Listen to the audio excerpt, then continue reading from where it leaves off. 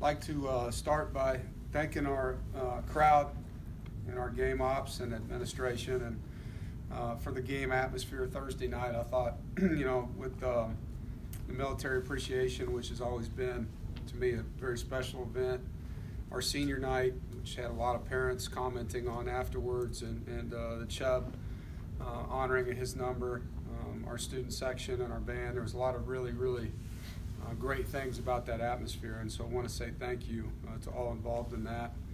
Obviously a game that we didn't make enough critical plays in, and they did, to have the outcome what it was. And our 5 drops, and a couple of them would have been really good catches compared to their 4 explosive plays that they made, which 2 of them were really good catches, were difference makers. And on top of that, I didn't feel like we played with the fundamentals on the line of scrimmage that were required to play well. And it hurt us, rhythm-wise, offensively, because 11 of our 29 runs were tackled in the backfield, which we can't have that, and got to get that fixed, and we will.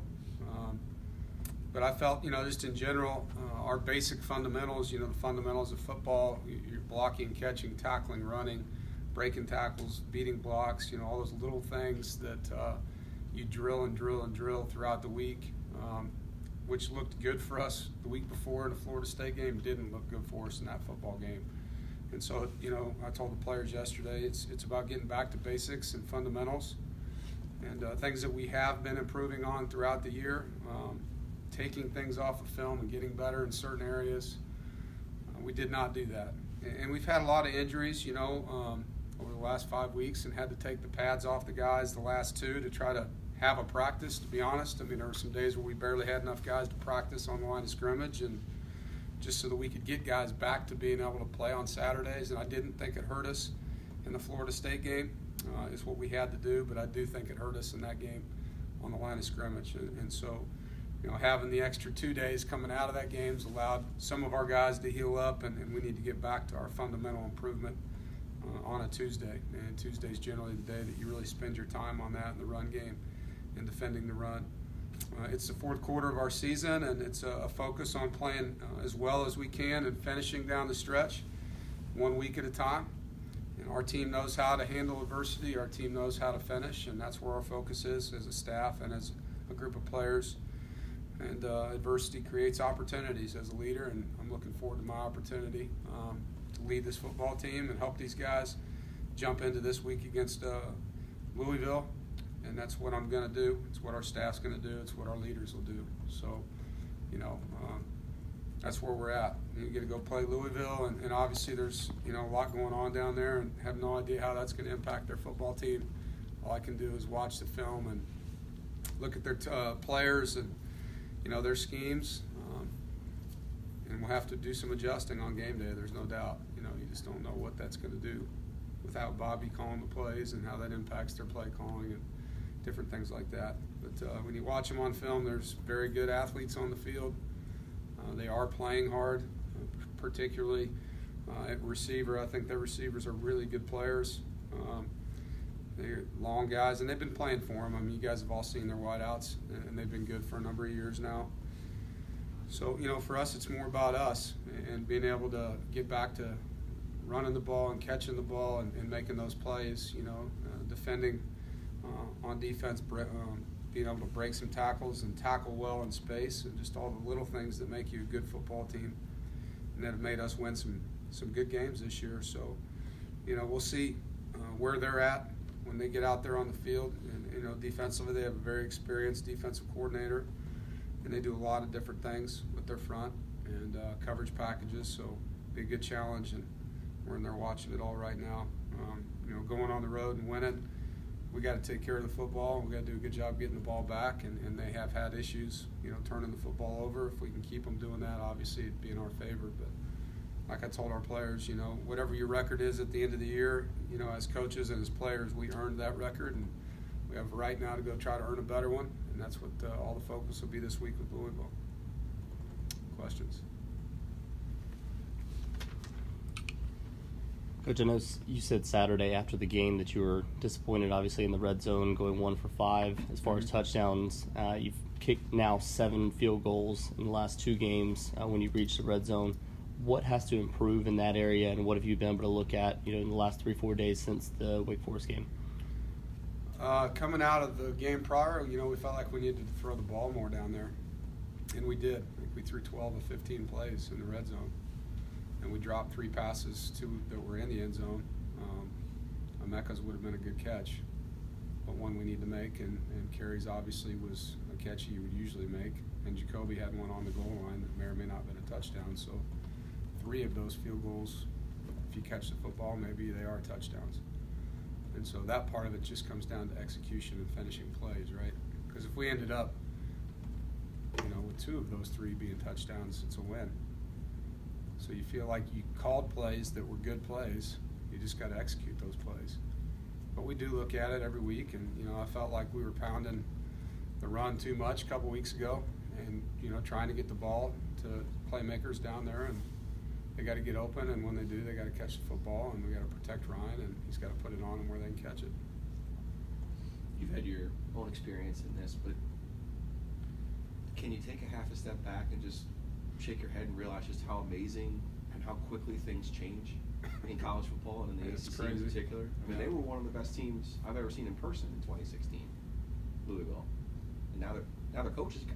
I know it. How do you try to wrap your brain around just staying in the moment and not getting the whiplash? Well, I said last week, everyone's asking me about what bowl game you're going to, and I'm like, God, we got to beat Wake.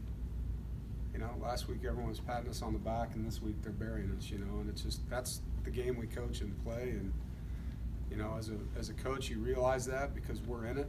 And as fans, they're saying incredible things about you after 1 week, and the next they're telling you to sell your house. So it's like it's just the world we're in right now. And I don't think it's just football. To be honest with you, I think you look across the country and it's overreaction to everything.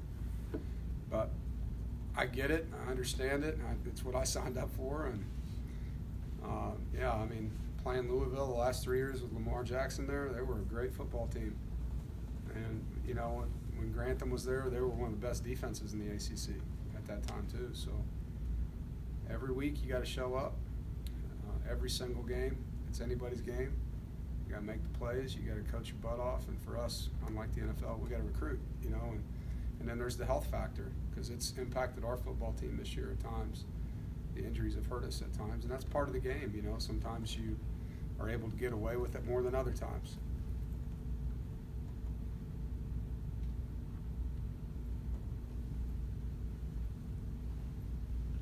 Where are you guys at health-wise this week? I'm not going to tell you.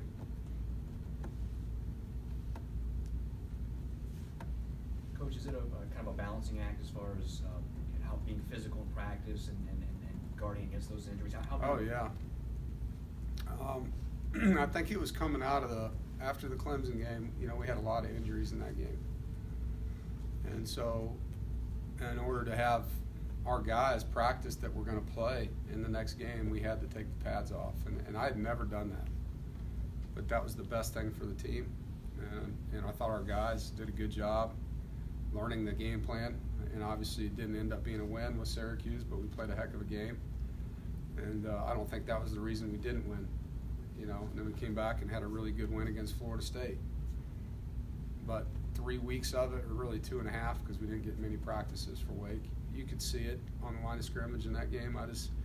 For me, it's blocking and tackling and beating blocks, like just that, playing with your hands and your feet and your pads and your base. And it's just hard to be in what we call pro pads, which is no shoulder pads and helmets, a little girdle on to protect your shoulders. It's not the same as striking, shoulder pads. And so you can't go the other way either. We can't go out there and scrimmage tomorrow, But we need to get back to basics with our fundamentals. And it's not just in the run game, I just think as football players in general, it's striking with your hands inside and playing with a base and learning how to play with good pad level. Those are things when you're not in pads you get away with bad habits. And so that's not going to be our football team. We're going to play with technique. And so that's the biggest thing I talk to the guys about. All we need to do is the fundamentals of the game. and own that from the film, and as coaches own the issues that are ours, and together let's get back on winning games and have a great finish. Do you look at their interim coach and try and look for trends that he has done in the past in Louisville? Yeah, I mean, it's kind of hard when you haven't seen him call a game, but yeah, I mean, I know what his track record is as an assistant coach and where he's coached, and there's guys on our staff that know him, you know, his friends or whatever, but it's going to be a feel-it-out game. I mean, you know, even with their offense, I don't know if Summers and Galloway are going to co-coordinate the game like they're titled, or is one of them going to call it? Like, I don't know. And they're not going to tell me, you know, so we'll get out there and we'll see where it's going, and if they're going to share the play calling, is it going to be like it was, or is it going to be more run or more pass? I mean, that's part of the game. You're going to have to adjust.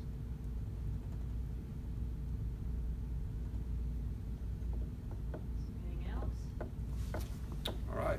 Enjoy your nice sunny day.